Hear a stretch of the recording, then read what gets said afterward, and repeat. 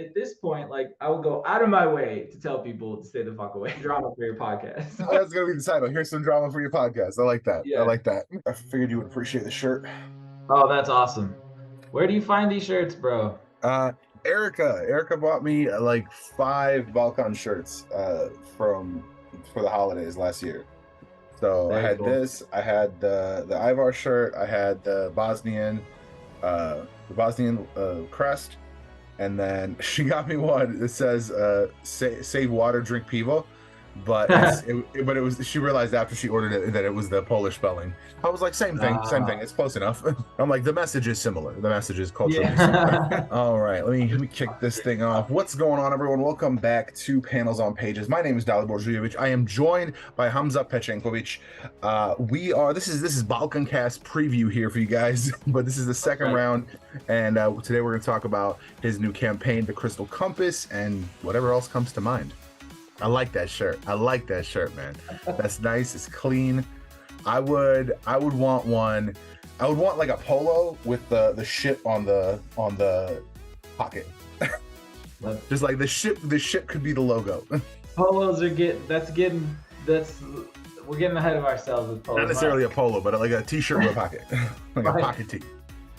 I think I posted this on my Facebook and my mom saw it and she was like, "Can we get a hoodie?" And I was like, "I just made one. This is for me." Like, there's no. Hey man, set up a Teespring. They can get whatever they want. I've been telling this to creators for weeks now. Like, let me as a consumer decide how much money I want to spend with you. I mean, that's a good. Yeah. The problem is all that stuff costs money. So. Well, I mean, Teespring, no. Teespring, there's no upfront cost. They just take a cut off sales. Yeah, that's what I have set up for this. Not Teespring, it's something similar. It's through Squarespace, but It's not live yet because I don't. This is like the sample shirt that they sent me, but like once the campaign is over and we see how many add-ons, because I think I've had 2 maybe of like shirt orders on the add-ons. I think we'll open it up like for real, and then you could just pick whatever garment you want. You can slap whatever Maybe I might make a shirt one for you, or ship one. Sorry. Hell yeah, man! Just make sure you're inclusive. I need a 6X or a 5XLT. That's large. I'm a large man. I'm a very large man. Put that in the notes right now. Well, like I said, as the Balkan Cast preview, I've got the rakia right here, ready to go. But I'd already poured myself some that coffee whiskey that I was showing you. It's so delicious, dude. Like, it is genuinely so delicious. The first time I tried it, I was like, am I misreading this? Is this more than just coffee and whiskey? Like, I'm confused because like it doesn't really taste like hard whiskey, because like I like whiskey, but it's never like that sweet. And if it's just coffee with no like additional added sugars, like I was like, how is there not some bitterness? No, it's just delicious. Like, that's awesome. Where'd you get it? Just order it? There's this place called Beer on the Wall in nope, I don't know what town it is. Morton Grove? Yeah, let's go with Morton Grove. I'm terrible with geography. Horrible. Like, horrendously bad with geography. I just know Chicago's north of us, so I think northeast. Yes, north of. I don't know about Boulder, because Boulder's a little north of Denver. I know it's north of Denver. I forget. All I know is it's a fucking 14-hour drive, and it is a pain in my ass. But it was like, it's that and have like freedom of movement, or pay essentially the same amount of money and like have to wait to get picked up or take Ubers to places. Like,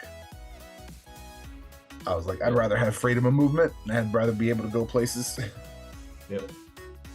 So that's why we drove.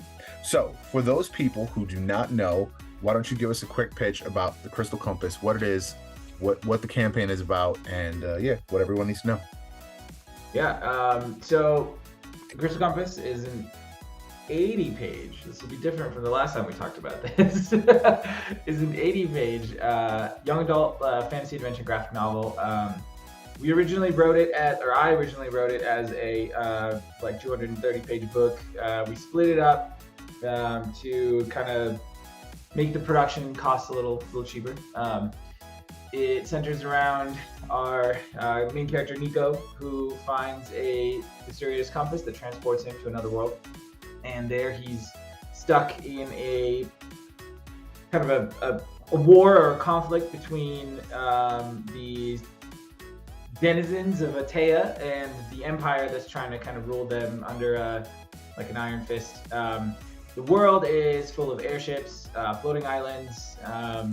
It's very colorful. It's very unique. I tried to, my colorist, Dalibor Zujovic, who's also Balkan, hilariously enough, from my hometown in Bosnia. We're like 2 years apart. It's crazy we never met each other because it's such a small city, such a small country. It's weird that we don't know each other's families, you know? Right. He has done a phenomenal job coloring the book. I'm floored every time I get pages back. I just like looking at him after he's done. It's gorgeous. So right now we have 19 days left on the campaign. We're about 80% funded. The reason really why we're doing a Kickstarter campaign is to like fund the coloring of the book, the production of the book. I've written all of it. I haven't drawn all of it yet, but most of it. We still have a little bit of ways to go, but kind of took a break from drawing pages during the Kickstarter process because it's so difficult to. It's so much work, just the Kickstarter side of it. So,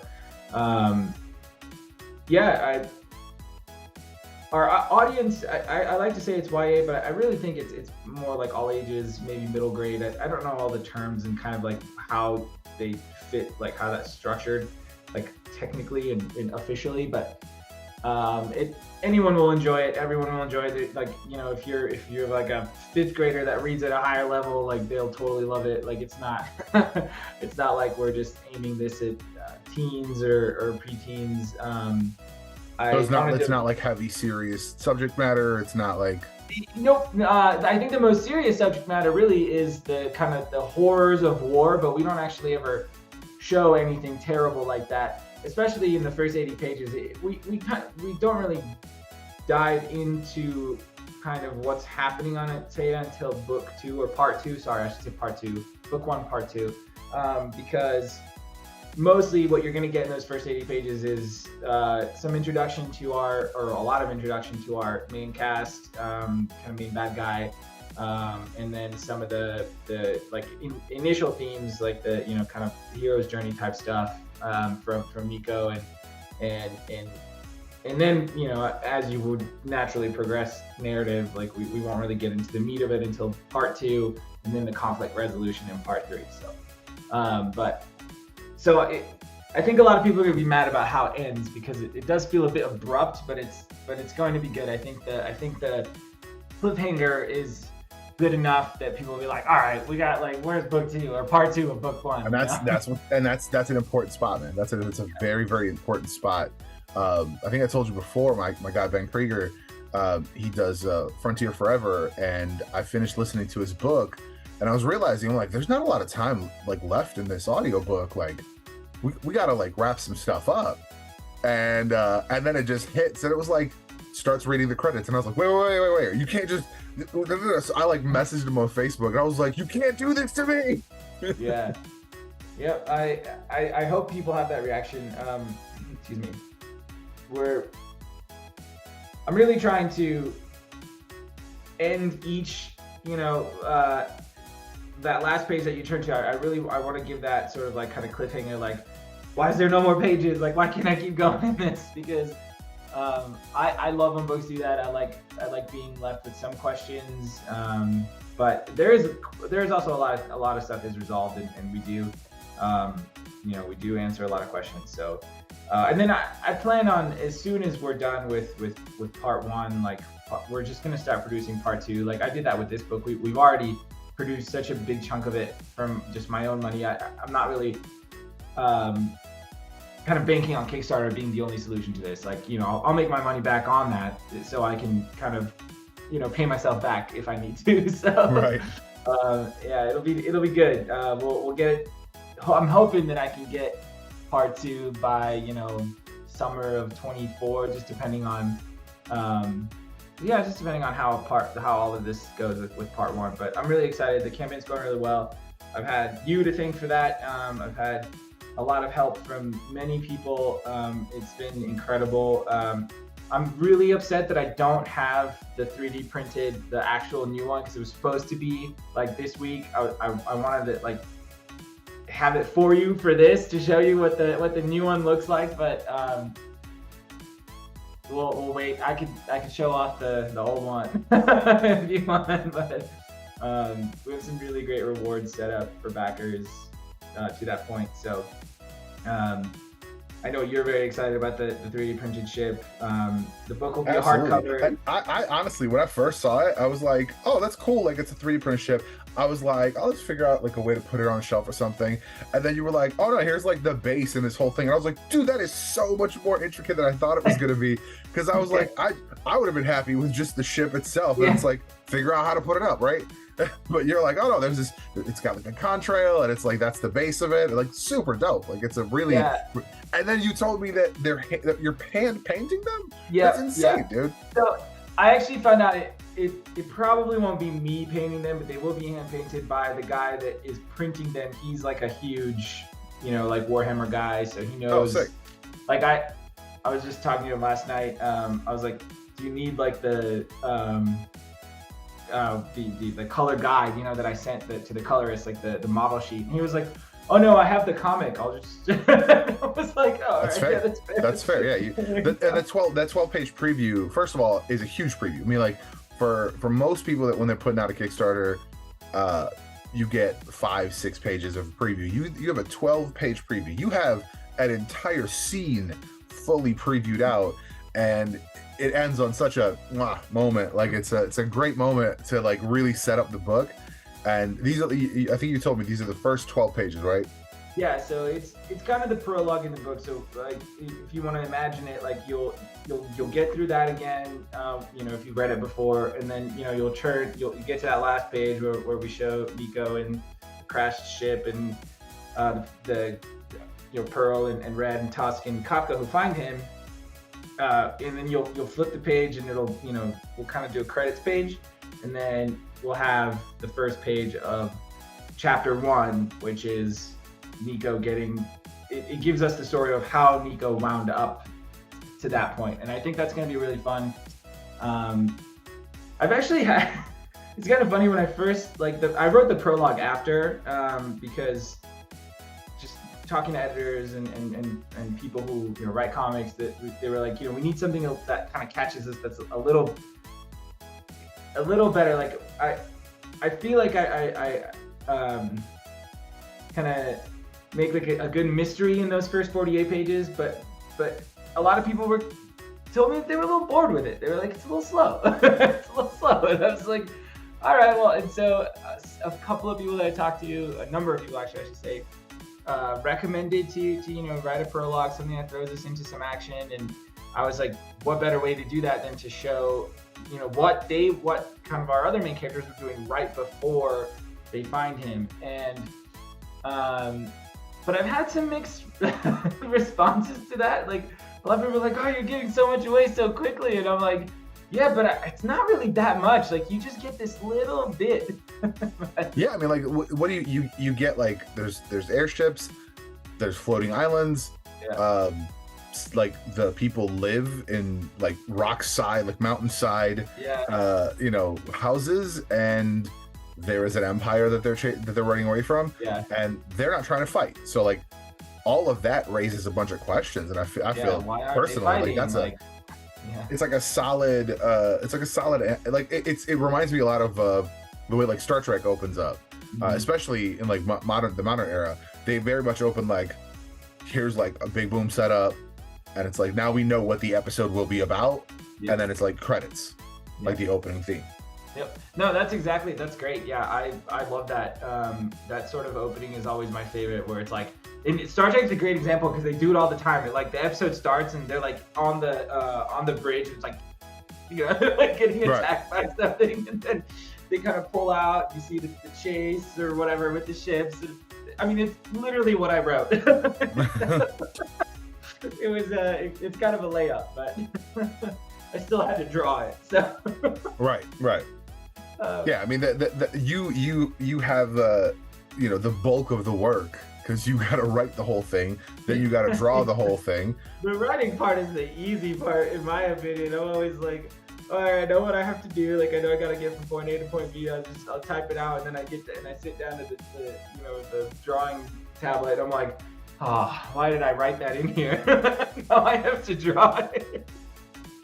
So yeah, if you're ever considering about getting into comics, don't write them if you're gonna draw them, or vice versa. Because you know where the pain points are coming. Like you're like, oh, this is an easy page. Boom, it's like a wide shot. And then it's like next page, 12 panels, detailed shots. Like, ugh. Yep. Yeah, I have some. There's a very intricate scene in part 2 where we get to see kind of like the Emperor Thane, who's like our big main bad guy, and you kind of get to see his a more fleshed out version of like his throne room, which is like this very intricate, crazy interior. And I was like, I'm in the notes in the script, it just said, go crazy, you only have to draw this once. That's what's up, though.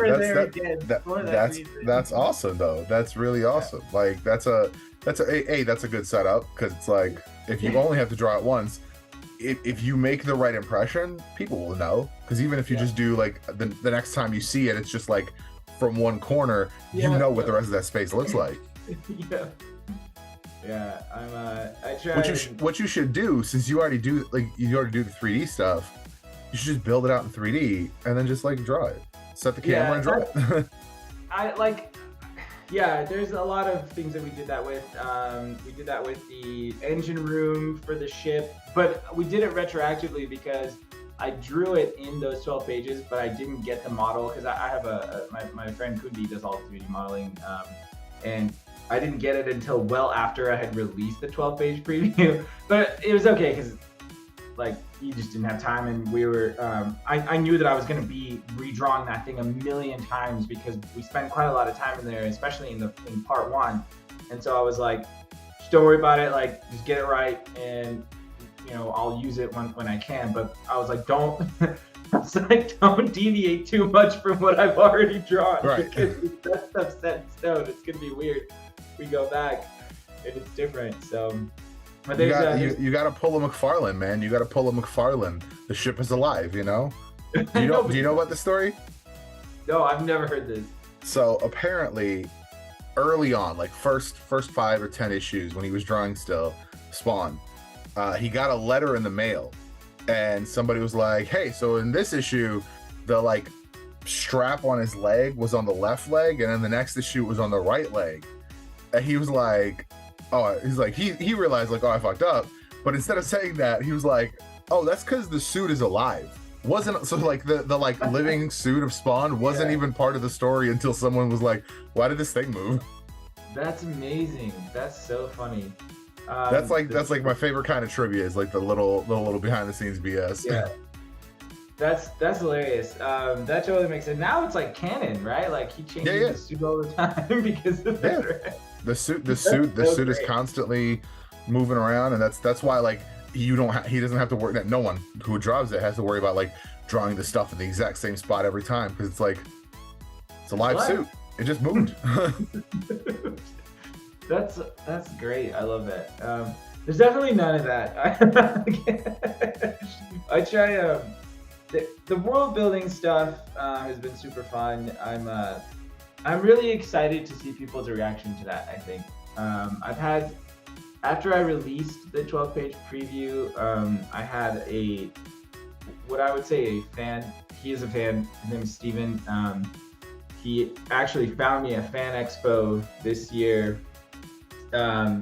He's one of our like biggest backers right now, and he came up to me. He was asking me all these questions, and I was like, "Look, man, we have a 12-page preview coming out in like a month because I think Fan Expo was over like 4th of July weekend here, and then we released the preview on August 1st, and so." But it was so cool like to see that, because he'd only ever seen like just some of the stuff from the first Kickstarter we did. So he'd never even seen it, and he was already like sold on it. And so he was asking me all these questions about how the world works, like where the floating islands, like all this stuff. I'm so excited to see people's reaction to that. I'm also terrified because we were gonna be like, this is BS. Like reality doesn't work this way. But well, that's the fantasy aspect of it, right? Yeah. Yep. So you have a lot of like tech stuff, obviously, with the flying ships and everything, but then this is a fantasy series, so like. Mm-hmm. What level of, let's say, magic and creatures, what might people expect? So yeah, there's tons of like weird creature things that just because it's such a unique world, as far as like one of the first things that's mentioned is like the skyfish, right? So we have like these kind of like, they're like weird kind of different species of flying fish, essentially. If you want to talk about like Ahsoka, right, had the space whales. It's kind of like that. They are, but they're not. They have, some of them have feathers. There's like a huge relationship between scales and feathers in our world, right? Like they're almost the same thing. Like from what little I understand, yes. Yeah, how they kind of layer and stuff like that. So I use that idea where like we have these essentially feathered fish, and there is a part. There's like a scene in part 1. Actually, I think it's part 2 now because we split it. Yeah, so it's in part 2, and where they are attacked by this like massive school of these iridescent, like kind of glowy fish. They're called, hilariously enough, they're just called snappers, but it doesn't matter. And the school is so large that when it attacks the ship, it actually like tips the ship forward as they like all hit the ship. And like, anyway, and so I'm really excited to explore a lot of that, but we only get a little bit of that in book 1, not as much as I would like to, but there's so much going on that I'm like, all right, do we want to focus on introducing the Empire and that stuff, and then move on to like some of the more like world centered stuff. So anyway, yeah, so you'll see a little bit of that, but not a lot. But there's definitely that aspect of it. Gotcha. Fantasy wise, obviously we've still got swords are our thing. There's definitely projectile weapons for the ships. Okay. But think of it more like kind of like during our pirates, right? There was a lot more sword play, close quarter combat than there were guns, right? You had kind of cannons and stuff like that. There are torpedoes in a way. So I think it's a good blend of science fiction and fantasy. And I'm trying to think of what does that I like, what book or novel that I've read that really does that, but I can't think of anything off the top of my head. Like maybe A Wheel of Time kind of does a little bit of that, where they like blend. I gotta start that. I really gotta start that. Yeah, where it's more of like a blend between fantasy and science fiction. But yeah, it's like you'll see once we reveal kind of like what a tale looks like. There's definitely like there's buildings, like they don't look like modern buildings, but maybe kind of like Mediterranean or Adriatic buildings. And kind of like how Studio Ghibli will build their worlds, right? You'll have these kind of like just after like World War II kind of time period where there's some cars, but they're like not everybody has cars. And you'll get to see some of the ships are like sail powered. They talk about that in part 1. We don't see any, but they definitely talk about it. You'll see some in like the ports. There's like a mixture of ships that are crystal powered, and there's still some that are held up by the crystals, but they're propelled by the wind, stuff like that. There's a mixture, but it's I definitely don't have any elves or dwarves or anything like that. But magic wise, the crystals, they give different characters powers. I think that was a slight spoiler, but Nico definitely like has powers. Not in that there, but yeah, it's based on the visuals you so far provided, my expectation was that the compass somehow gives him powers, or because the cover that you've shown for this first volume is him holding the compass, and it's got like some sort of energy about it. So I'm figuring somehow that's his like totem or whatever you want to call it. Yeah, and we'll like reveal a lot more about the compass. Like that's kind of our big mystery. Like, what is its relation to the world? Like to Atea? How did it get to Earth? What is that relation? Like, how did that happen? That's all. Probably the most exciting part for me to reveal is like the mystery behind all that, and how Nico gets to where he is in Atea. Dope. Well, I'm excited, sir.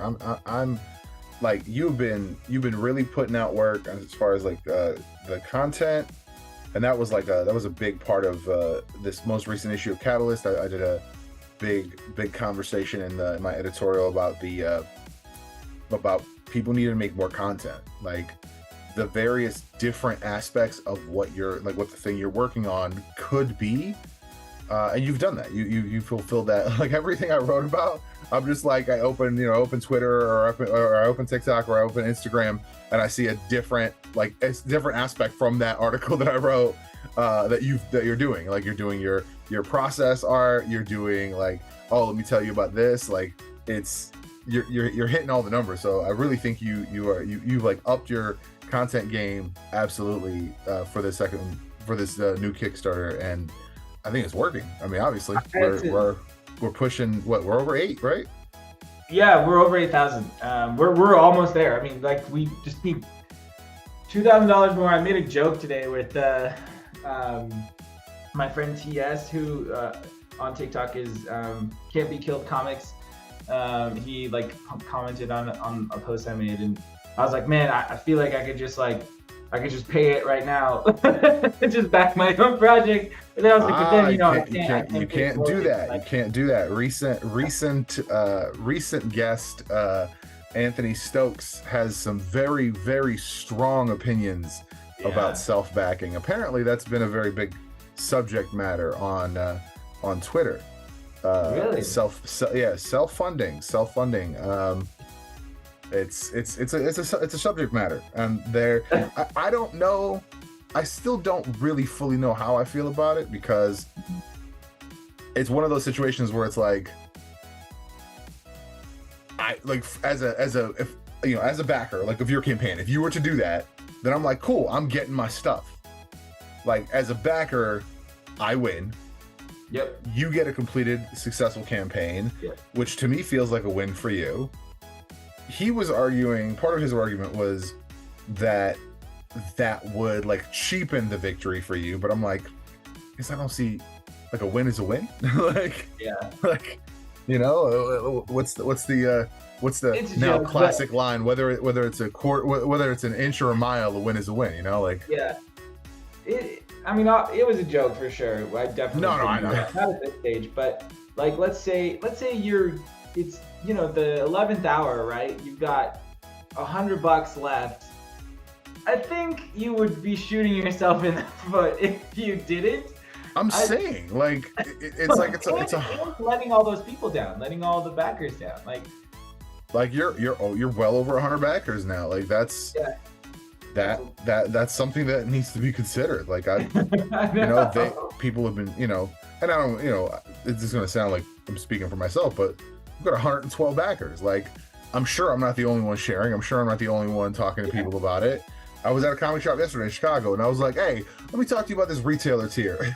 That's awesome. Thank you. Just hustling out here, man. Dude, we got 2 retailer tiers yesterday, and I went out. Yeah, like I went out to the shop, and I was like, hey, look, like I went in and I bought. I need to complete this. Okay. I was missing one. I'm missing 1 and 3 of Stan Sky's like big ass collection. I think that's the original 7. series, right? What's that? That's the original series, right? Yeah. I think these are reprinted by Dark Horse. Anyway, and I go in there, and I had talked to the owner of the shop like months ago about the idea, and I was like, yeah, we're gonna have a Kickstarter. I'm not sure when it's gonna go up, blah blah. I come in and I buy the book, and he's talking to me, and he's like, hey, you have a Kickstarter, right? And I was like, yeah. I was like, I do. It's live right now. And I was like, are you interested about hearing about it? And he was like, yeah, of course. We start chatting, and bam, he's like, yeah, I'll do it right now. I was like, what the fuck? That's what's up, man. That's what's up. Like, he was so into it. It was crazy. And so Time Warp Comics is bought a retailer reward tier. So it's like $100. You get 10 copies. So essentially they can sell it for $20 a copy and make back their money. So I don't know. I think it's they get some promotional material too, which I got to figure out what that's gonna look like. I still don't know. But yeah, I'd love to get a few more of those. I feel like I reached out to a bunch of shops on Facebook, like local ones, but I really need to go in. I had one shop today tell me that they don't do that, and I was like, that's fine. Like, I get it. Shops are struggling anyway. It's hard enough. Bro, I'm gonna tell you, man. Like I like intellectually, I know that's true. But a few of the shops I've walked into last year, I'm like, I thought this industry was on a decline. I thought that's what I've been hearing. I thought comic shops were not successful, but like I think it's called Howling Pages in Chicago. I walked in, it's like it's popping, like it's nice. Yeah. It's got enormous indie section, like local small press indie, enormous. Like 2 full walls. Like, yeah, reach out to them for sure. I can definitely, I can for sure walk in and have a conversation with them as well for you. But yeah, they like, and then I went to, I was in the city. I was dropping Erica off for an event, and I was like, oh, you know what? I'm usually here early in the morning or late at night. I'm like, it's midday. I'm like, comic shops are open. Let me go check something out. And I went to First Aid Comics, and the selection is enormous. It's like, oh, this is the Marvel section. This is the DC section. You gotta like walk to get to indie.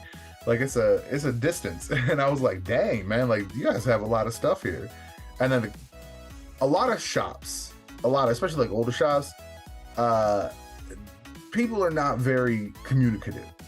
Yeah. It's like, Cap, find something, blah, blah. But like me and this dude chatted it up for like 35 minutes, 40 minutes. Like, we just chopped it up about comics, like all kinds. Like, and it's like a bunch of people walked through while I was there. Like I literally walked into like the cutest thing. It was like a mom and her kid, and they were buying comics. She's like, "Oh, we live around here. We've never been in here." And I hear the kid be like, "Oh, this is a Marvel one," and her mom's like, "Oh, how did you know it was a Marvel one?" And the kid just like matter of factly, because it says Marvel right there. I was like, "Oh, that's Ice Skull. That's Ice Skull. This little girl is built for this fandom." That's awesome. I love that. I love shops like that, man. And that's kind of what I feel like older shops that haven't moved away from like that, like one room, like you come in 500 square feet. You got the dude behind the counter, and he's just like, not paying attention to you at all. Like you gotta diversify a little bit. You gotta be, you gotta have a space for like the gamers or like the tabletop, players, like the trading card dudes, whatever. I feel like I saw as I was looking for comic shops, like even on Facebook, there's a shop in Georgia that is a barber shop and a comic shop. Yeah, I saw that one. That's sick. I was like, what is this? This is like the new one, right? The new one that they opened up, and it's like him and his wife. Yeah. But that's so sick. I don't know where they are in like relative to Atlanta, but like that's dope. Like people have these like ideas and like they're trying them out, and I think as long as like we've seen the coffee shop and the comic book store thing, that's been going for a while now. That's cool too. There's a few here in Colorado. There's one in Nebraska that I went to just because we were like visiting, and like one of my favorite things to do is if I'm out of state, I'm like, I gotta find the comic book shop because I want to go see what they're doing, right? And it's a good excuse to just buy comics. But I think the shop that I went. Oh no! Your Jimbo book. they have. I lost you for a second, but you're good. Oh, am I back? Yeah, you're good. Sorry. The shop that I went to for the Usagi Yojimbo omnibus, they have like a really big board game section, and there was a lot of people in there. And it was like the middle of the day, on a Saturday. I go in and there's like, I was kind of nervous. I was like, oh, maybe I won't talk to this guy about the Kickstarter because there's like 12 people in here. Right. So I don't know. I don't know if the industry is doing poorly. I think the publishers are doing poorly, but I don't know if necessarily like the, like there's a lot of content out there. There's a lot of books out there. There's a lot of there's not that many people that, like, I think about marketing all the time. I don't feel like comic book shops market, not just shops, but like publishers market well enough. And it's hard because like, how do you market so many different titles? Like, how do you have a budget for that? And so like what I feel like they don't focus on is what's called like evergreen marketing, like market your brand, like, right? Like if you're Marvel, like obviously they're a bad example, but because I think they do a good job because of the movies. I think the movies do a lot of for sure. Right. Yeah. But somebody smaller, like, Scout or Mad Cave or somebody like that, right? They're small, like really small. They have maybe like 20, 30 titles or whatever. It's probably more than that, but like market your brand. Like your comics are the product, right? If you're Coca-Cola, you're marketing for you. Like you're not marketing all the, like everybody knows what Coca-Cola is. It's a soda, right? You're right. Because you know what you don't see commercials for? You don't see commercials for like Mr. Pibb, which is a Coke product. Yeah. You don't see commercials for fucking Sprite. Like you see commercials for Coke. Yeah, right. So Coca-Cola gets the commercials. Like Coca-Cola, the lifestyle of like it's fun, it's it's energetic. Like we all know what the messaging is because we've seen it 1,000 times. Yeah, and so I think comics should take a lesson from that, because I think you could, especially like on, I don't know, it's just like online, right? Like we've got such targeted ads now that you could just be like, look, we sell comics, like, or we make comics, I should say. The sale is happening on the shop level, right? Right. Like, so we make comics. That's what we do. Here's like, and then you don't really get that a lot. Like I don't see ads for comics very often. Even in like comic book stores, you don't really see like branded shelves for like, which I realize that's a lot of money, but like, man, printing is cheap and you can get a lot of that, like those like, stand-up shelves that are printed out of cardboard or whatever from China, especially if you're like a publisher and you have some sort of marketing budget. Call attention to yourself. I saw there was a TikTok on a panel from a convention where they talked about, comic book shop owners talked about how to design your cover because of how their shelves are designed. If you're a publisher, right? Like if you're somebody like Mad Cave and you've got, let's say 6 or 7 titles that are like YA fantasy titles or just fantasy titles, even adult ones, right? Spend some money on like actual in-store promotion, because like how else do people even know you exist, right? Like, right. Like it's a I don't know, it's a different world now. Like you don't just have Marvel, DC, and Image. Like you've got so many of these smaller publishers that are fighting for that. You've got like, what is it? Behemoth, who's now like Sumerian or whatever. You've got all these like kind of guys. You've got Vault, you've got Europe Comics, like there's a lot of brands that have come up in the last like 5 years. Titan weirdly started like popping a lot because Titan's been doing like Titan's been doing a lot of like licensed stuff for years, like for years.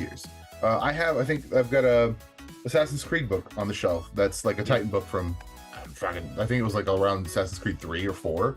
So like a long fucking time ago, because that was like 14 games ago. They do a lot of fucking Assassin's Creed games. They've done a lot of games. And a movie. Yeah, which was good. No matter what anyone says, it was a good book. It wasn't great, but it was good. But like they've been doing that stuff for a long time. But it's like now I'm seeing it's like just Titan just putting out original IP. And it's like, oh shit, I thought I was really under the impression that they were just like, because Titan does other things. Like Titan does other publishing. So I was like, oh, like, you know, these like licensed graphic novels are just like extra like line of money for them. They're just like, oh, cool, this is like a little bonus cash, a little spending money. And that's what I thought it was for them. But now it's like they're really digging into the like graphic novel space. Like, I think that's, you know, that's like you said, that's just one more competitor. It's one more, like, it's like, what does anyone walking in that has never heard of Titan, what do they know about Titan? Absolutely nothing. Yeah. And so like, I think about it, just, like, I'm in that space, right? Like I'm looking at comic content all the time, and like, if I don't, like, how do you go into a shop and pick a book if you don't know what you're there for? Usually if I go to a shop, I'm like, all right, I know I got to pick this up. And then I'll find the one that's like something random that caught my eye. And I'm like, cool, here's my stack. Thank you so much. Peace, right? But like, how do you catch that person that is in there just browsing? Like, what in comic cover design is like a part of that. But like, if you can't see your product on the shelf because it's like in there, you know, as it would sit on a bookshelf, like you have yours, right? Like it goes in, it's not faced out. Like, there's so many. How's anybody gonna find books? Well, it's not even just that. Like, that's for the trade, like, graphic novel section, but like for singles, like if you are a comic publisher publishing singles, I'll tell you right now, my like nearest local comic shop, second nearest now because one new one opened up. But my like previously nearest shop, the one like my shop, the shop I used to run back in the day, the way they do it is like big Marvel section, big DC section, and then it's like Image, and then it's like every section gets smaller and smaller. So then what you end up with is like this. I happen to have a stack of comics right here. What you end up with is books that are sitting like this on the shelf. Yep. Like, or the like waterfall. side to side, like yeah. So it's just like stacked up to the point that people aren't able to like what is this? Like, I gotta like flip through a bunch of stuff to find out what this is. And it's like there's just not, you know, some of these smaller, older shops, they just physically don't have the space to have everything out visible. Like yesterday, as much as I liked the fact that they had a bunch of stuff at First Aid, like they had a ton of shelf space, but like that is an exception, if we're being honest. Yeah. No, and it's not, it shouldn't fall to the shop to have this, right? Like, I guess I'm not saying that it should be the shop's responsibility to like organize their stuff better, because like that's ridiculous. It's usually just like an owner operator, right? Like you got like maybe 2 people that work there, right? and they're there to like catalog, buy, right? Like organize, stock the shelves, whatever. That's what I'm saying. Like I feel like it should be on the publisher to be creative about how, you know, like, do you pay a guy as a publisher to travel around the shops? I mean, other industries do this all the time. Yeah. A rep. I mean, it sounds ridiculous, but it's like, I don't think so. I think that's a brilliant idea, man. I think it's a great idea. Like, how do you get out there and tell these shop owners? Because they're all very like, you know, they're all very small business, very, very small business. And a lot of the time, like, imagine a dude comes in with like a shelf that like flips out of some cardboard. He's like, hey man, I've got like 50 titles I want to display. Like, we'll give you a slightly better discount if you push us a little better. Bam, like you know, like you might increase sales. I don't know if you would, but right. But I mean, like one company that did that for a long time, I don't know if they still do it, but I've seen those standees still out at shops, is Zenescope. As much as like Zenescope is not really like my style, but like I see them. Like, I know about Zenescope because their marketing is top notch. Like, not only is it, like we're catering to the like horny nerds. Like there's that, right? There's the covers, and like we all know what's happening there. But then they also send in like a full, you know, like 5-foot standee with different collected editions on the shelf. So it's like, I walked up and I was like, oh, I didn't know they did this. Cool, I'm gonna get this. And that was it. Like, it wasn't something I would have found. I would not have been looking for it. But I was like, oh, this is dope, you know? And it was like, I think it was the, what's it called? The Piper. Like, I didn't know they'd collected that in a trade. So I was like, oh, bet.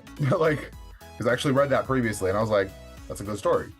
But like, it's just one of those things, like you were saying, like, people need a way to, You need a way to grab people's attention, and like you said, it's not really fair to put that on the shops because they got plenty of fucking shit to worry about as it is. Yeah. But anyway, I don't know how we got on this, but yeah, cover design. This is cover design, which your new cover is sick, and I appreciate that you let me use the old cover on the latest issue of Catalyst, the Catalyst.digital if you don't have that yet. It is, and it's great. I don't know like if that will be the final cover either. I'm so torn, but I'll figure it out before we go to print. I know I've talked to some artists about doing like some alternate like, covers and pinups for the back of the book. So we'll have a little bit of that. There'll be like, I don't want to call it like a cover gallery because it's just one, but we'll do some pinups. I tried getting in touch with some old friends that are like, people in the industry that are recognizable names. So we'll see. I haven't paid anybody anything yet, but there's definitely conversations going on. I would really like to have some artwork that I could either reprint and give away as rewards, or so you're not just getting my artwork as a reward. You're getting, right. People who are real names in the industry. I'm very, very new still, so. I mean, yeah, but the point is that you're, the sale is for your stuff. Like I get I've seen a few campaigns where it's like, nobody I've ever heard of before, like seems like an interesting enough book or whatever, and then I'm scrolling and it's like, if we reach this number, we're gonna get a Mahmoud Asrar like variant, and I was like, I mean, I see what you're doing there, but like. That's like, granted, I would say that's not why I'm buying, but some people will, and I get that. I understand it. There is a collector's market. People are fans of certain artists, like hardcore. Like, I'm not gonna lie, if you were like, oh, I met Joe Mad once, so I'm getting Joe Mad to do a variant, I'd be like, damn you, Hamza, because now I have to buy 2 books. No way. I wouldn't. I'm not. Yeah, I don't buy variant covers like personally, and so I didn't want to have a variant. And it was kind of expensive to figure into the printing cost. And so sure. Like if then you gotta be real hopeful that like your publisher doesn't fuck it up, because like that's happened. I've seen people who are like, oh, we didn't get our variant at all. They just gave us all regular cover. So then they gotta scramble and pay money to like the local print shop or whatever to get it done. It just turns into like a cluster. Yeah, that's wild. I mean, I know just from dealing with print in my like day job, how difficult print is to get right. And I'm like, that's the thing that I'm most nervous about with this project is like making sure the colors are as beautiful as I see them when it comes out. And I've done like, I've researched people who have used the printer that we're using. I've talked to them and like, what did you have to do? Like, did you get a hard proof? Because if you want to do a hard proof, it's like a whole nother $300 on top of your printing costs just for one. So like. Well, yeah, because they've got to get everything set and cut, and like, there's work that's involved to it.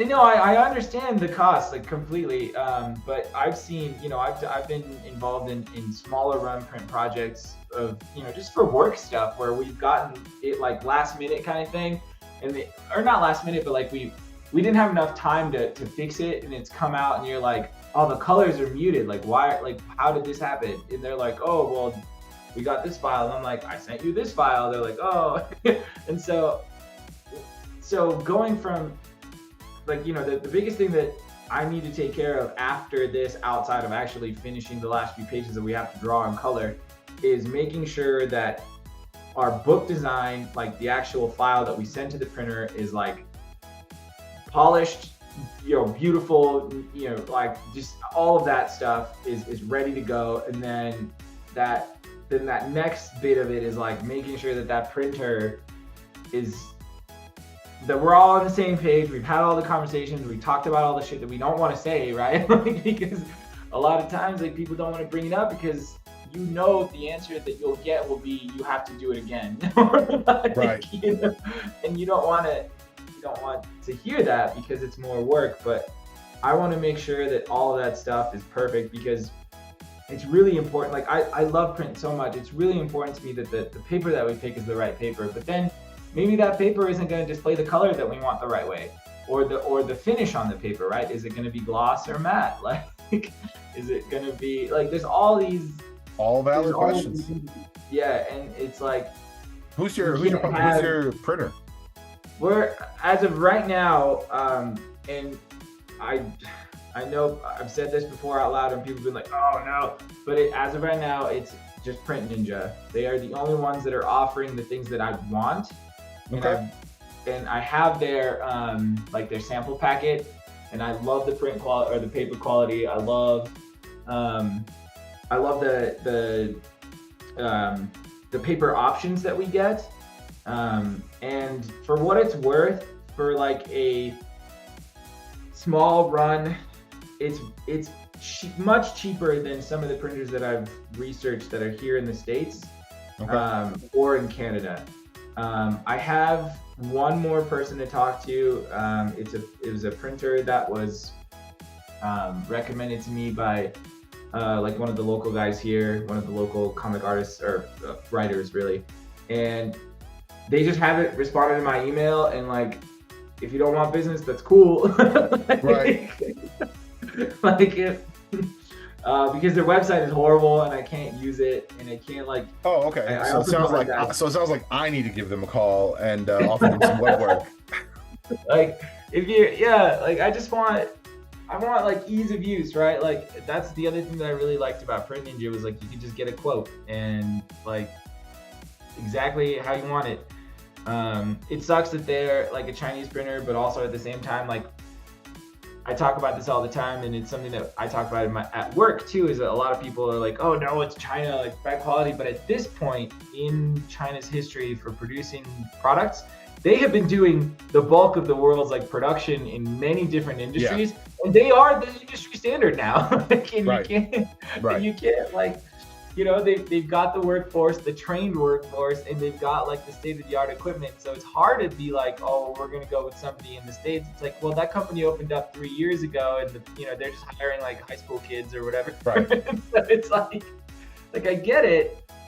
I get both sides of it, but like, I've seen books that were printed by Print Ninja. They look great. I have heard one bad thing where people are like, oh, the quality was terrible and the colors were muted or whatever. And I'm like, yeah, but that could have been your crappy files. It could have been a crappy file. I mean, there's things that definitely could have affected it. And really, like, I get people's like balking at, oh, it's coming from China or whatever. But like, at the same time, like you said, like that's where everything comes from. Yeah. Like it's not. It's again. It's just like what's happening in the Middle East right now. Like it's such a complicated situation that like, yes, generally speaking, the like CCP can eat a dick, but like the production, the like industry, which I understand is like in part controlled by them or whatever, but like. It's such a complicated thing, but it's a resource that, especially as an indie creator, you just can't ignore that resource. Yeah. Like the value prop is entirely too high for you to be like, oh, okay, cool. I'm just gonna like double my print cost for like on principle. Yeah. Like, I mean, I guess some people could do that. Some people, if they, especially if they're like buying up front or whatever, or they're self-funding, but like. Most of us can't. Yeah. Well, and we talked about this before, right? Cost per book and then what you're selling it to people for, like huge. Yeah, like that's very important, especially like I like, and I've said this to you before, like I really want to give something of value to like so those print options were really important to me. So I wanted to make sure that it was when you like opened up the box or the envelope or whatever it comes in, you're like, oh, this is cool. Like okay. Like I paid, what is our tier? Is it 35? The physical tier. Sorry, I can't even remember. Yeah, I think so. Yeah, 35. Yeah. So when you get that, you're like, okay, I spent 35. It's a little more expensive than I probably would have at a comic book shop for an 80-page book, but at least not in a hard. I mean, like that's the other thing. That's the other thing. At a comic book shop, you are, and I was telling the guy yesterday, I was like, I understand that there is a economy of scale at hand, right? DC, Image, these motherfuckers can do 100 to 150 page trade for 10 to 15 bucks because they have a deal where they're printing hundreds of thousands of books every month with the printer. So they're like, hey, put this out. Their cost is so drastically low that they're still making money off that 10 bucks. Yep. So like, I get why that is. So like, to be honest, like, recently I backed off a campaign because it was $110 for a 150 page hardcover, which is an incredibly ridiculous amount. You're putting out an 80-page book. It's going to be hardcover for 35. Yeah. I think that is incredibly reasonable. Like, especially like for indie, incredibly reasonable, dude. I've seen 35 for softcover before for smaller books. I'll be honest with you. I've seen like I've seen 60 pages, $40, and I'm like, I was just gonna say, like, I have one that I got from like a local, like an indie Kickstarter that was a staple bound for like $45. That was 50 pages, and I was just like, I know. Staple bound? No, you cannot give me a price point above 20 for a fucking staple bound. Absolutely not. Saddle stitch, $40. Get out of my face. Get out of my face. It is like I get it. You gotta eat, man. I get it. Like, I totally get it. Because a lot of people, I talk about this all the time. I'm like, a lot of people aren't as lucky as me. Like, I have a good job doing something creative. Like, I get to work from home. I'm very relaxed environment. And I know a lot of creators, they're like I have a fucking home office, like a big ass house, right? Like, I'm very comfortable.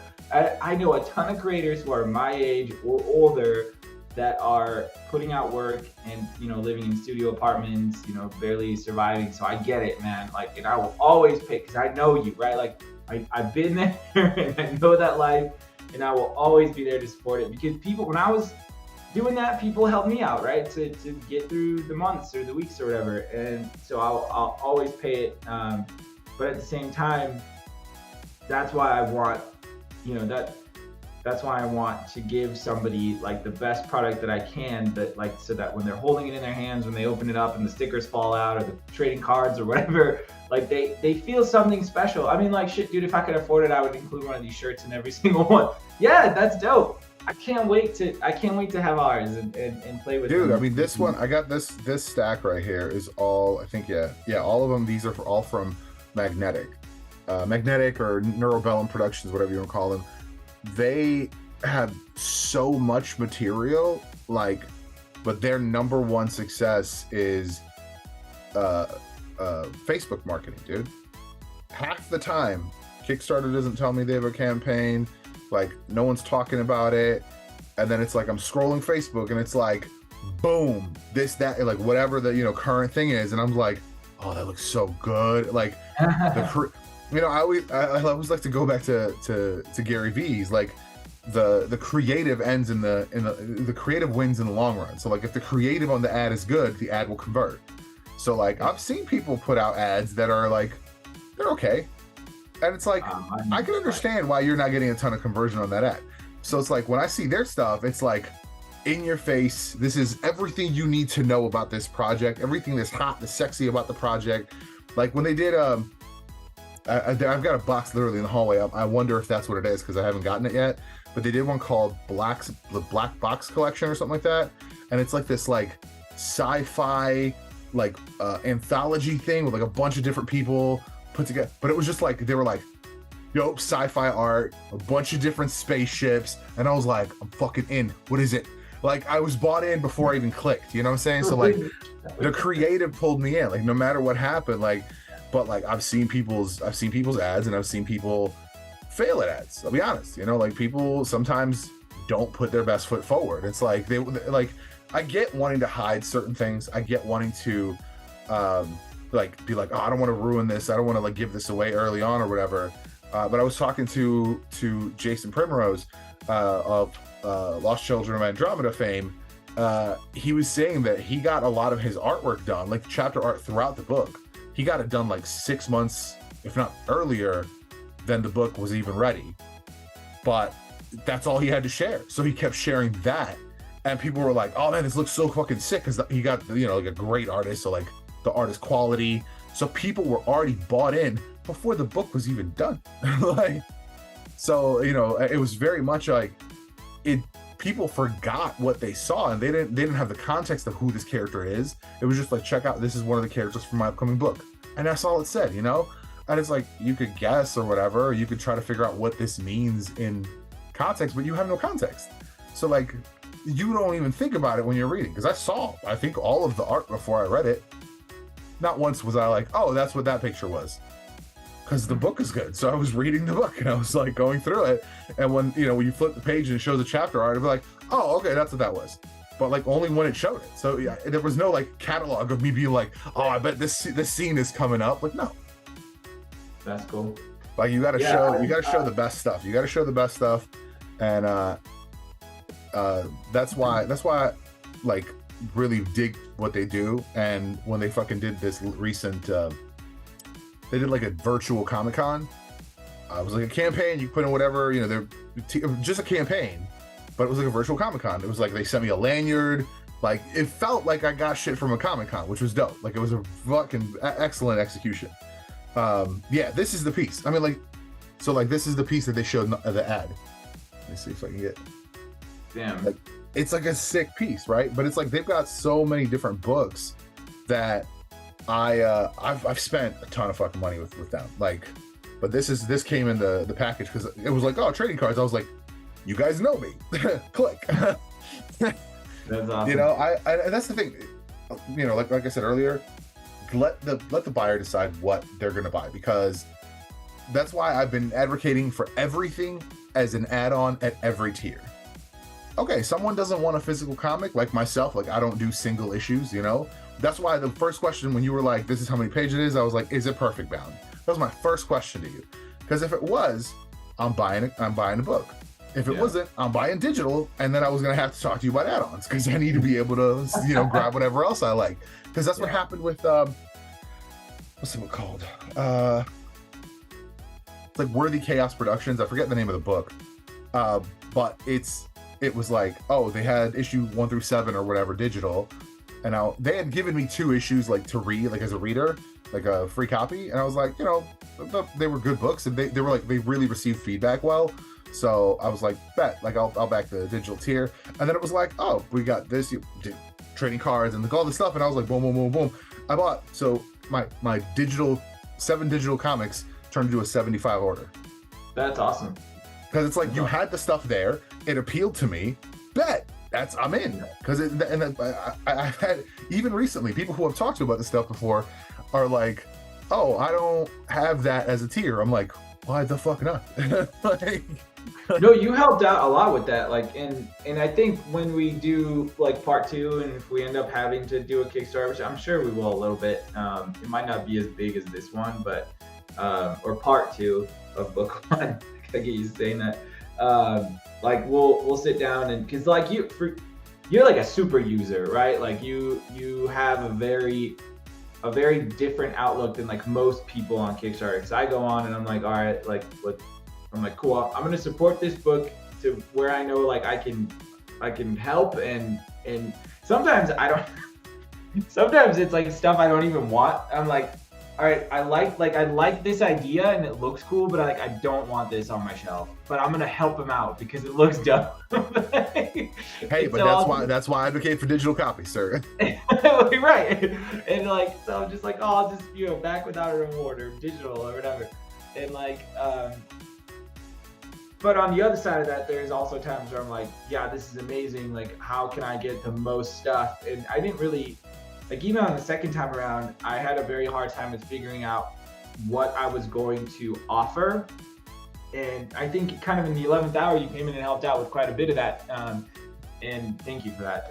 And I think we'll have to utilize that. I'll have to utilize you as a resource for the next one, because like, and I'm going to talk about in studios here in a bit, and I don't know if I should, but we're not done with the campaign yet. But going back to what we're talking about. This doesn't come out till Thursday. That's like another 4 days, 5 days. Like, that'd be 15 days shy. Ad creative is very interesting, because like I assumed, because in the invoice that I paid for in studios, like they were like, we're going to do ads for you. I assumed that meant actual paid ads, and I was like, either what I gave them monetarily wise, like what I paid, is either there's going to be a budget within that, or they'll ask for another budget, which I was comfortable with because I'd already set aside some money for that.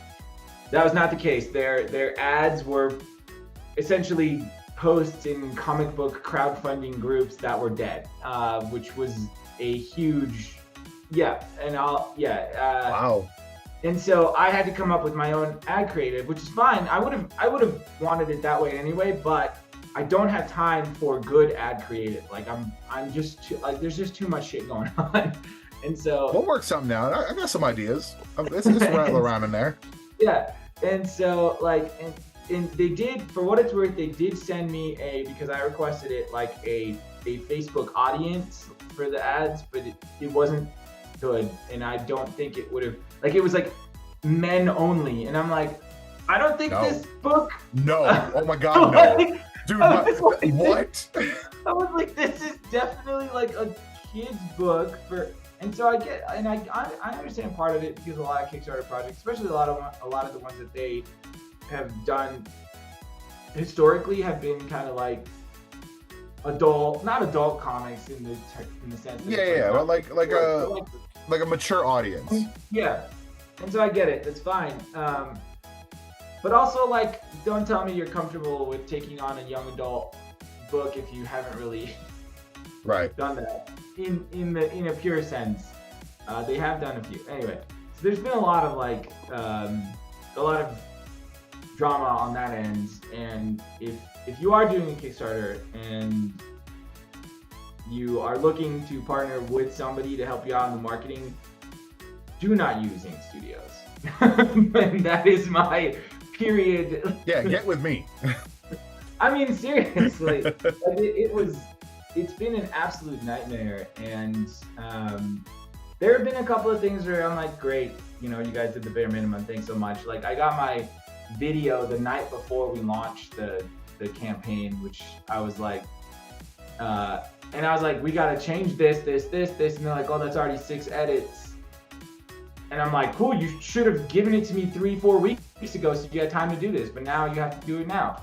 And then like the kickback that I got from the CEO, Kevin Gillette, whatever, has been insanely frustrating, like, especially coming from somebody who currently works in that sort of space. Right. It's been, and not marketing for comic books, but just marketing, for day job. It's been extremely frustrating because, like, I deal with KPIs all the time at work. Like, I have to explain why I did a certain thing to my stakeholders and why my creative looks this way.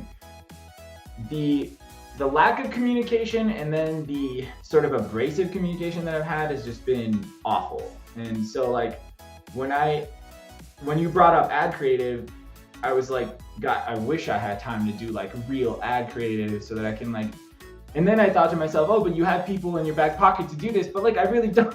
And so it's been frustrating, to say the least. They sent me a PR, like, kind of press release thing, which is fine, but it's 19 days in, 20 days in. Like, are you kidding me? I should have had this 3 weeks before. Wait, they just said that? They just sent it to me after weeks of me asking for it. That's a pre going live kind of thing. I like, dude, it's awful. And I know you warned me about it. You warned me about it. It was just you had brought up that somebody, you had started working with someone, and I was like, I literally the day before had just had that conversation where somebody else like gave me a heads up, and I was like, all right, good, get good to know. And then you said, oh, I hired someone, and I was like, please tell me it's not. It's crazy. It's crazy, like how like on the dot like it's been. I mean, and for what it's worth, like I understand, like I keep getting, we're going through like a family emergency or something's going on. I'm like, bro, like delegate. Like I don't care what's going on here. I'm not expecting the CEO/owner of the company to be doing anything for me. Like you've got employees, right? Like you sent me a PDF with like 15 people that work for you. Like if they don't work for you, don't say they do, right? Like right. So like delegate those responsibilities, and like I will. The funniest thing was before we even launched, they were like, oh, we're doing like a deal for like a second campaign. And I'm like, we haven't even done the first one. Like, what the? I was like, let's see how the first one goes. And I'll think about it. But at this point, like, I will go out of my way to tell people to stay the fuck away. Pardon my French. Like, dude, so here's some drama for your podcast. It's been, that might be the time. That's gonna be the title. Here's some drama for your podcast. I like that. Yeah. I like that. And it's funny because like I keep thinking to myself, I'm like, all right, well, like maybe I'm wrong and like I'm being a dick. And then I go look at that backup report and I'm like, I know all of these people. Like, or I know most, not all of them, but I know a good chunk of them. And I know where they've come from, and it's like, it's been because I'm doing the work, and that's what it's gonna come down to. Like anybody who's doing a Kickstarter, it'll be because you're doing the work. Yeah, that's the thing, right? Like I said, the only time I've ever, besides the like, this is my homie, like check out this project, and but even honestly, even that's rare. I feel like it's like me and 3 other people do that shit. Yeah. This is my buddy's campaign, you should check it out. Like those are rare. It's almost always the creator. Hey, my book is live. Hey, my book is coming soon. I've never seen someone that's like I take it back. There's one group that does it, and they do it like a motherfucker. They're always hustling. And that's Geek Collective. I've seen them recently just crushing it, man. Like the dude is like real what's his name? John Galvez. He is like a hustler, dude. He's a hustler. Like I was like, I forget how because I was like, hey, I'd like to feature you in your magazine because like you have a different perspective on the indie space. Like that'd be like a kind of a cool feature. And he's like, yeah, anything to get like my creatives more eyes, like my clients more eyes. I was like, oh shit, okay. Like it wasn't even about like, oh, to get me more money. It's like if I can get eyes on another project, that's great. Like, so I was like, all right, like this dude's priorities are already in the right place. Like, and then ever since I've been following him on Twitter, like he's sharing every campaign they're working on. He's talking about it, and it's not just like a post, like check it out. It's like, this is what this campaign is, this way you should check it out. Like I was like, man, this dude's actually like putting in work. Like it's not just talk, it's not just like I'm collecting paychecks. And they're called Geek Collective? Yeah, Geek Collective. It's a dope logo. It's like a G, like almost looks like a lightning bolt through it, like a GC. But that's the only one that I've seen, and that's like recent. Up until now, there's been no one, like none of these supposed marketing companies. And I just saw a post by my buddy Jibba, who's like the number of emails I get from marketing companies, quote unquote, when I launch a campaign. I was like, I bet, man, I bet I'm like, I bet I know where some of those emails are coming from. Yeah, I have I think that's the thing that pisses me off the most is just like that there was no PR. They were like, there was just no work done beforehand. And I think I paid the invoice in like July or June. I remember that conversation. Yeah. I remember that conversation, and I remember our next conversation like a week later being like, I've heard nothing from them. Literally nothing. And if it was me, like, I don't know, I just, like, I think about how I would have run it, and I just would have been like, I would have been all over that. Like, all right, I would have been pushing me, the client, right? Like, to get me more assets. That's what I'm saying, dude. Like the way I envision it, right? The way, and this is like how I do my magazine. Like I have a list of shit that needs to get done, and it's like once it's done, then I can check it off, and now the list is shorter. Other than that, like if I don't check it off, it's in that list. So it's like for me, if I was in that position, if I had like 3 or 4 clients, let's say, I would just have like the campaign headers. And it's like, cool, today I got to work on this, and this for this one. All right, cool. Those are checked off. Now I got to work for those on this one. And like, just go through the list, because then you know what needs to be done, and then it's done. And then you go on to the next day. Like, I don't know. It just, I get that life be lifing all the time. So like things are happening. So like, I get that. I fully understand it. That's why Catalyst didn't come out till November. Yeah. Like, fully understand it. I appreciate the severity of life. However, if you get paid to do some shit, you got to do that shit. Yeah. Like, it doesn't seem that hard for like, especially if that's the thing you do. Like for me, like I'm about to launch it at some point soon. Like I'm going to be launching a campaign. So like, I'm going to be doing it for myself. What I'm going to do is if I do a good job with that, I might consider like hire myself out to people. Versus if I do a good job, if I execute well, and if I think I hit the numbers and did everything I need to do, I'll be like, cool, I can help people with this like legitimately. Like I do it now, like from my perspective that I have, but like I think that'll give me an additional amount of perspective and experience, and we'll see then. But if it's like, if I do great and it's like I fund the comic with that, let's say it just goes fucking bananas and I get enough money to buy the fucking artist like full time, like, hey, let's knock out this comic. I don't have time for that shit.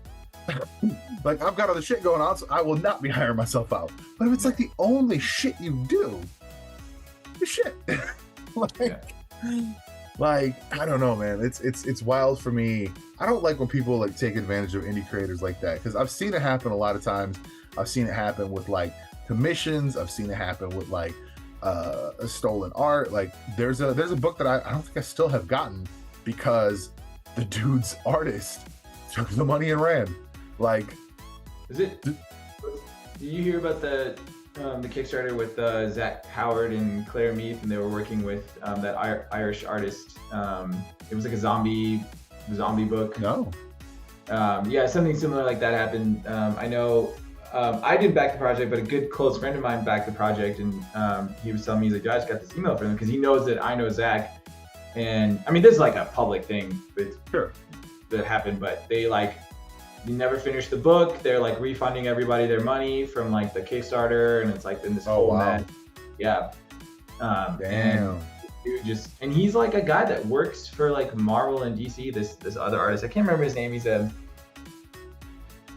He's from Ireland, but he was like I don't know if you ever heard about this story, but he was like a professional soccer player, like a real good professional. Like, he played for the Colorado Rapids, and then he like changed his life, and he like decided he was going to be a comic book artist, and he's really good. Like he's like a very good artist.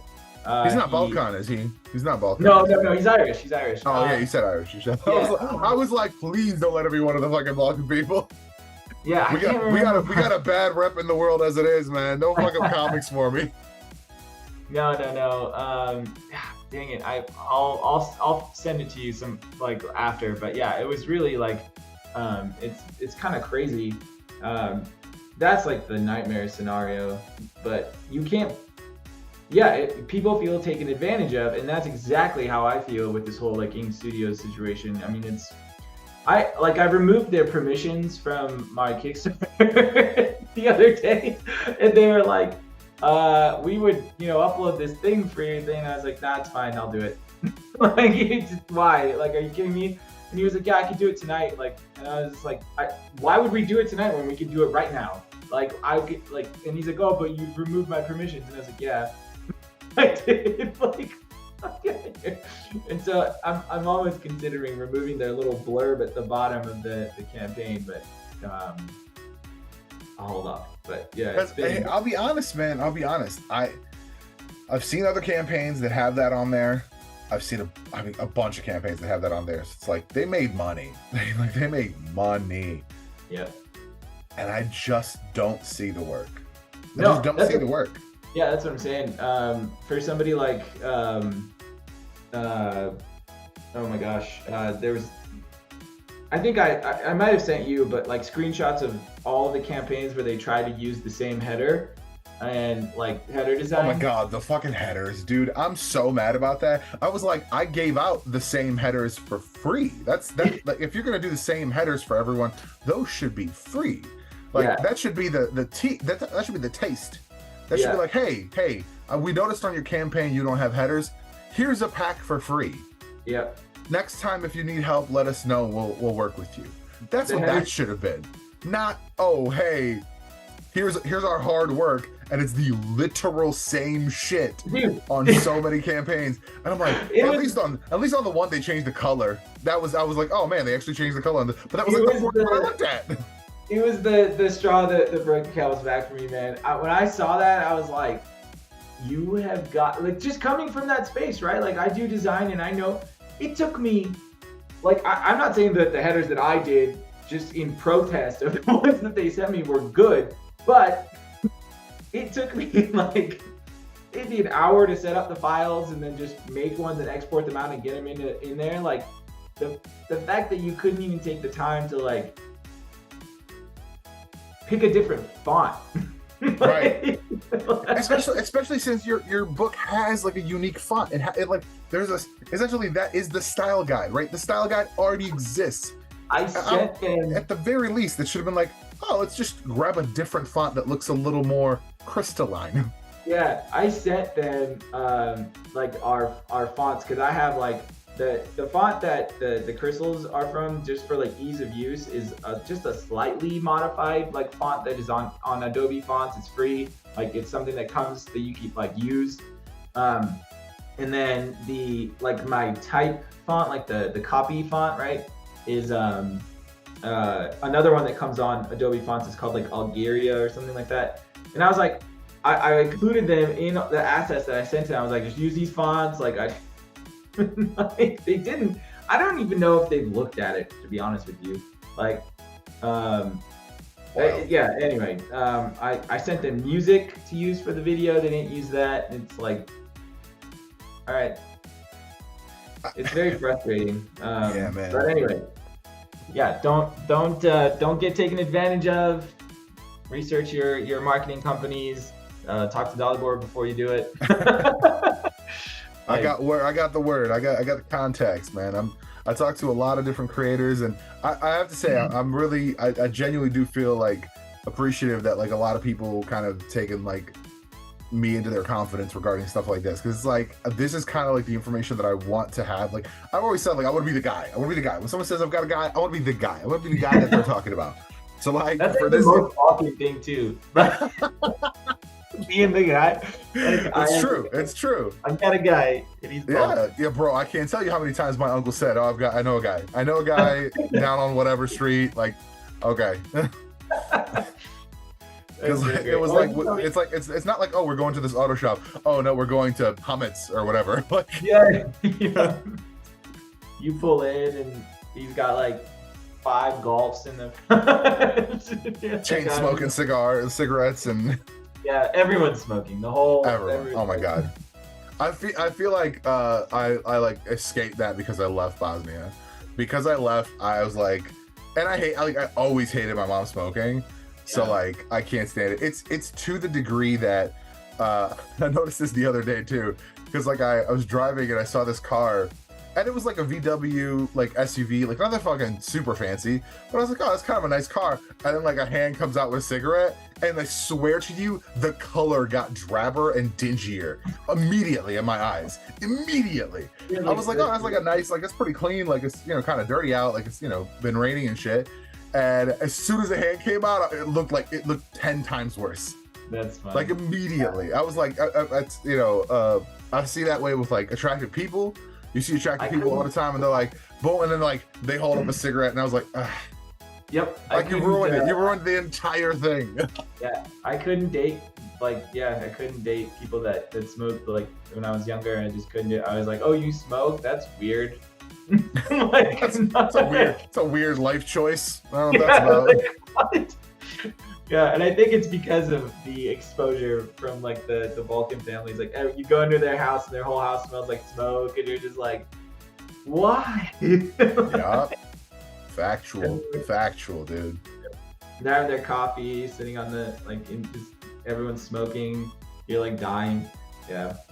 Oh yeah, dude. That's life. That's how life is over there, man. It's part of why I'm like hesitant, you know. I'm like, I want to go home, I want to go visit, but it's like, do I? Yeah. It's like, do I? Because like everybody's gonna be smoking. It's gonna be like, look, I've had Truska Kafa, and like, I get the appeal, but that's not all I want to drink. I definitely do not just want to drink Truska Kafa for like a week while I'm in the Balkans. Dude, it's weird because you have to like go to their house, right? And they're like, oh, you have to come like.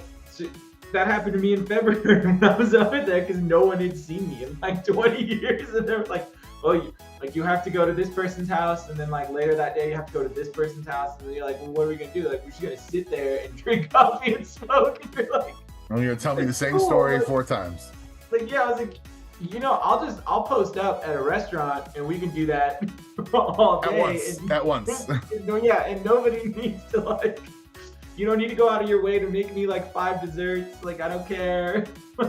Oh yeah, but you gotta be fed. You know, you gotta be fed. We like went over. Oh man, now it's gonna turn into the Balkan cast. But like, I went to so when I was out there for my grandfather's funeral, like everybody had like I was there with my mom, so she was like taking me to all these different places because it was her, you know, it was her dad that passed away, and so she was like, all right, we gotta go to like this family friend's house, we gotta go to this cousin's house. And I was like, when am I gonna see like my cousins that I like want to go see? The people that I know, the reason I'm here.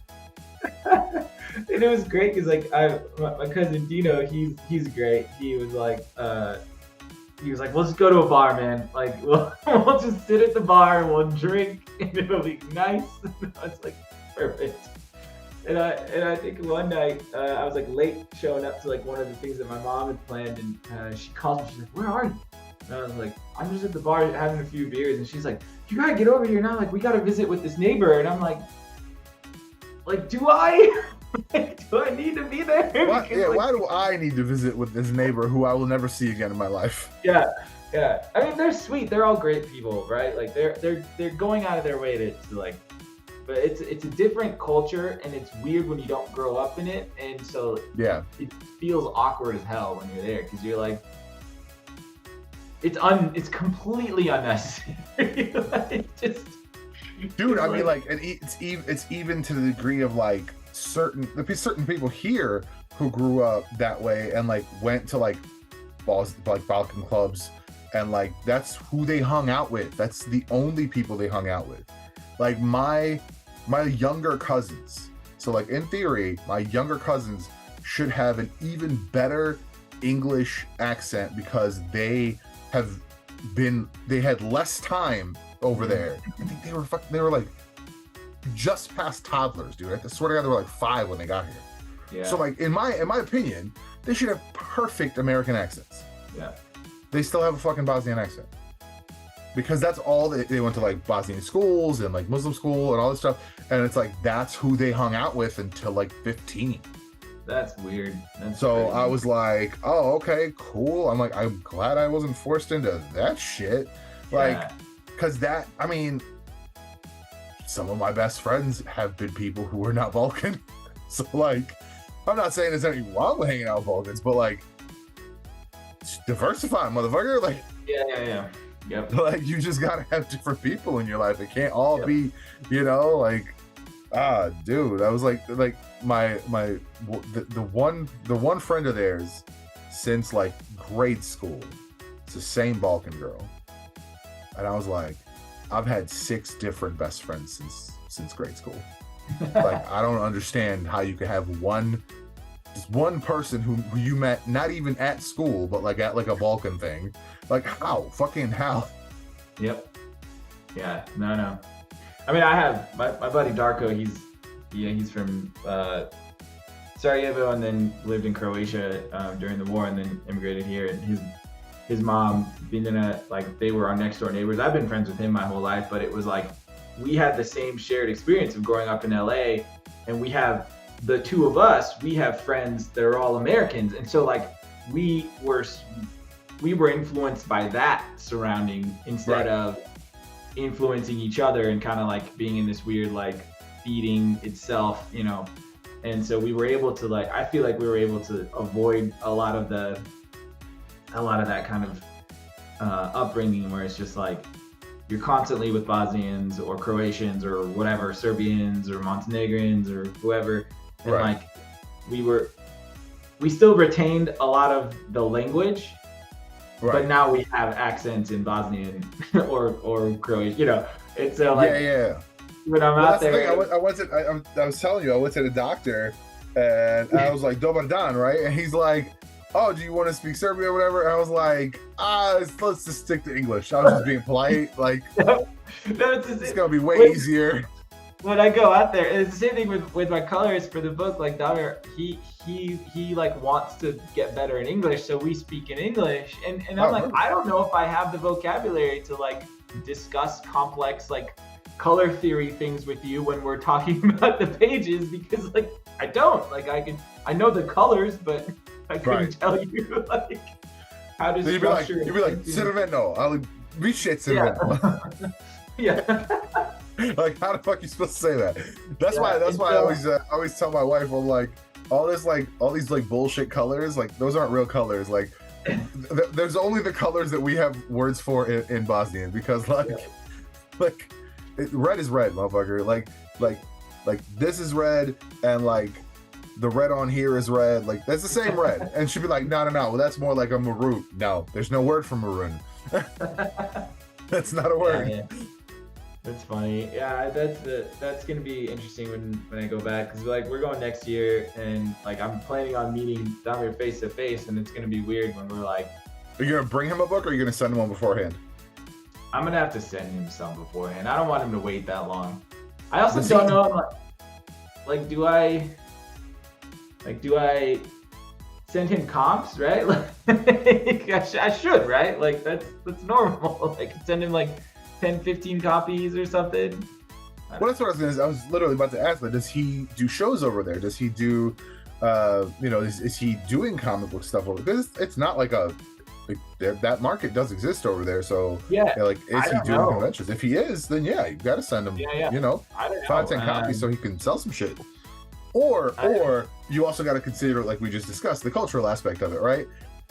All his family's gonna want a copy. No one's gonna want to pay for it. Like, all right, this box is for your family, and this one's for you. This one doesn't exist. You sell this one. Yeah. I don't know. I haven't talked to him. I know he goes to Croatia quite a lot. For a little while, like he was on vacation over there. Like he went, that's what you do. So I don't know. That's where you vacation, correct? Yeah. So I don't know if he does shows. I'll have to ask him. That's actually a great question. Because I know I don't know of any comic related shows in Bosnia, and if there are, they're not where we're from. They're probably in Sarajevo. I would wager so. Yeah, I would assume there's some in Croatia. There has to be in Zagreb. There has to be. There's so many. There's so many Croatian comic artists that are alive now that are like so good. You've got like yeah, for sure. There's got to be something. I found a dude. I don't remember how the fuck I came across him, but there's like a Serbian dude who like regularly puts out comics over there. Dude, that's the other thing. I came across completely fucking randomly. I was looking for something else entirely, and I came across a Serbian like comic, like a Serbian Amazon. Like a ton of, it's like Kupiga or something like that. Like it's literally like the most basic translation, which is always funny to me because it's like that's kind of like how the culture is. Like I always tell people like, oh yeah, we've got like a Balkan shop. Like the name of the shop is literally store. Yeah, it's Prodavnica. Like yeah, like it's literally Prodavnica. Like it's store. Konzum, have you seen that one? Konzum, it's like the word is consume, like buy. like, they're all over Croatia. Dude, that's what I was saying, man. Like it's like I don't know how we ended up with like we have a bunch of like weird phrases and terms, and then it's like the shit, the like everyday shit is just like named the thing it is. It doesn't like, you know, we got Jewel, you got Albertsons, like no, we don't have that shit. It's just it's just the thing that you're doing. That's so fun. Yeah, man. Fucking great. Yeah, I don't know. But yeah. I mean, like, but yeah, I came across this dude who like regularly puts out comics. He's got like a few in English, but like I reached out to him, but he's got like 7 or 8 fucking books, like major published in Serbia, like, and half of them are in Cyrillic. And I was like, I'd buy them if they weren't in Cyrillic. I'm like, do you have non-Cyrillic versions? Because weirdly enough, even though that was like the first thing I learned. Apparently, you know, this is what I was told by my mother. The first thing I learned to read and write was Cyrillic. I barely fucking recognize it now. Barely fucking decipher it. Like, yeah, I remember vividly, like in school learning it, but I can't remember the sounds, like the letters that are associated with it. When I hear the word and I see it in Cyrillic, I'm like, oh yeah, that makes sense. But I don't know why. Like, I don't know why that makes sense. Like, well, because like the information's still back there, right? Like it's deep in your long-term memory. Like there's a lot of stuff where like you don't know why you know certain shit, but then like you say it with like with a commanding authority, and then you're like, is that correct? But it's like, no, you're correct. You knew it at some point, you learned it, but you just regurgitated it like subconsciously. Like you just say some shit and you're like, yeah, it's because of this, and then you're like, oh, I guess it is because of that. Like you just like don't know why you knew that. There's lots of shit like that, man. There's lots of shit like that. So ultimately what's going to happen is you're going to have three of these volumes. Let's call them volumes. I think it might be easier. 3 of these volumes. Are the second 2 going to be like 90 pages? Because you said 240 divided by 3. It depends. 8 times 3 is. It depends on. 8 times 3 is 24. Never mind. I take it back. It's 8 times 3 is 24. Yeah. My math escapes me very often. Me too. Math abandons me. It depends on like what kind of extras and stuff we include. But yeah, I'm saying 80, like roughly. It won't be less than 80, I'll tell you that. Right. It's like that's how many stories I've got. That's how many pages of story I've got. That's. Honestly, if by some miracle we can do like, I don't know, if it's like super successful or relatively successful, and we can do like, I make enough off of like selling the copies, right? The extra copies. And I'm like, let's just do volume 2 as all of it and just finish this off and continue. Oh, I see what you're saying. I mean, hey, like, I mean, that's the thing. Like, that's when you need to. I feel like I want you to like reach out to like people who review. Yeah. But like you don't have the final PDF. That's the thing. I was gonna say, if you had the final PDF already, now would be the time to like get that kind of like final push. Like throw a free PDF at a few people who've got like a decent following. Yep. But maybe after. Yeah, that's been I know, and like it, but like we can't really do it without the, like, you know. No, I get it, man. That's the thing is, it's you're doing it. You're like doing this live, and that's the thing. Yeah. A lot of people aren't doing it live. A lot of people aren't or they're like, if like next time you'll be able to send volume 1 as a PDF. Mm-hmm.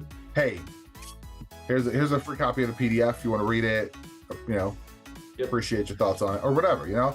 And you throw that to a few people who've got decent followings, you get, hey, we're going to be launching volume 2, blah, blah, blah.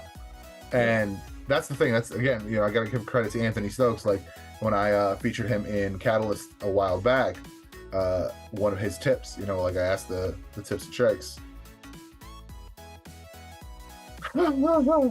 That's funny. I don't think I finished designing that page for this latest issue. That just like hit me.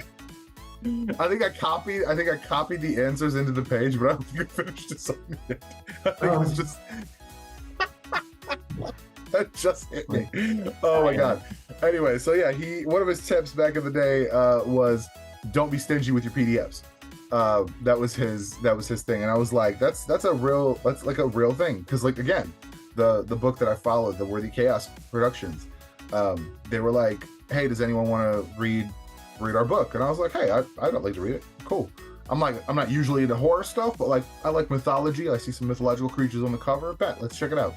So they sent me the PDF of 1 and 2, and I was like, oh shit, I realized one and 2. Cool. I've read it. I was like, I like the story. It's interesting. Here's some constructive feedback. It was just like some like letter placing and stuff like that. I was like, this kind of reads weird because like you've got, you know, the answer above the question. Like, it's that kind of stuff, you know, it's like little shit. And they were like, oh man, appreciate your feedback, blah, blah. And they were so cool about like the feedback. They even came back to me later like, hey, here's our updated version. Let me know if you see anything else. And I was like, oh, that's fucking cool. And so when the Kickstarter went live for issue 7 or whatever, because they were fucking going through fast. Because they gave me 1 and 2 when I think they were doing 3 or maybe 4.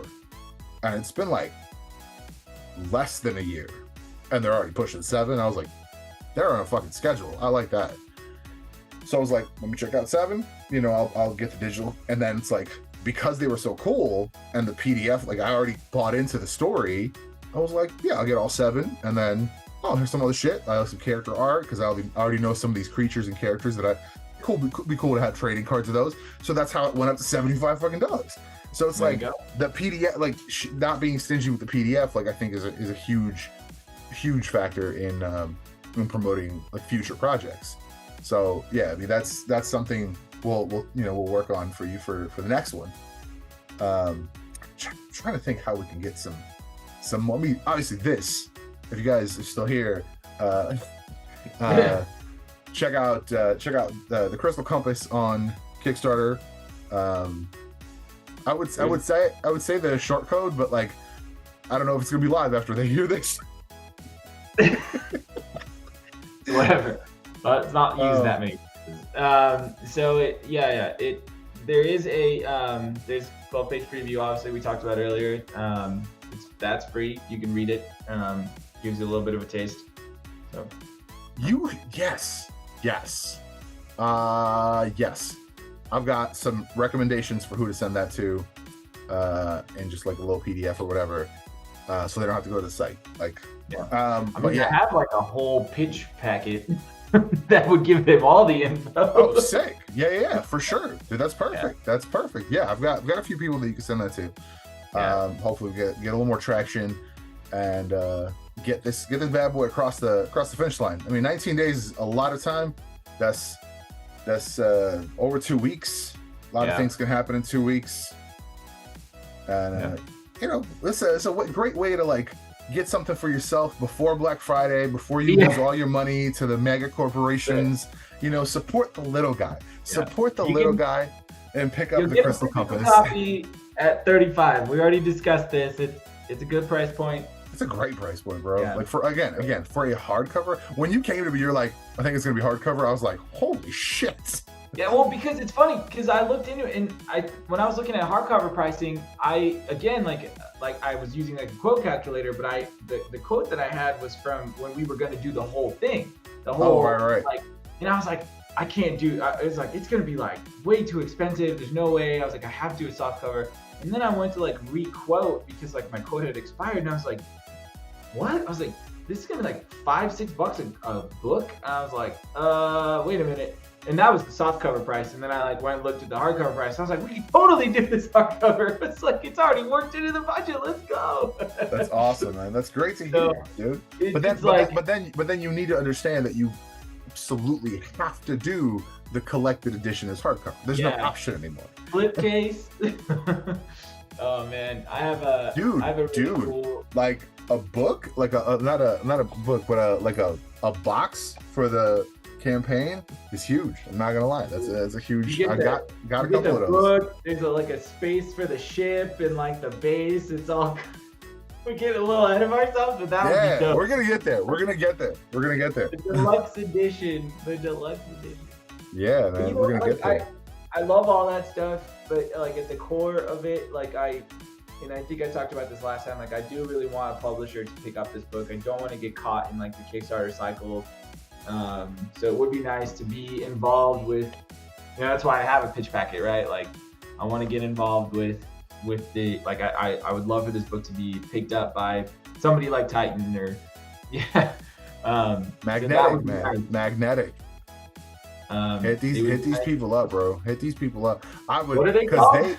Magnetic Press, magnetic-press.com. Not sponsored or anything.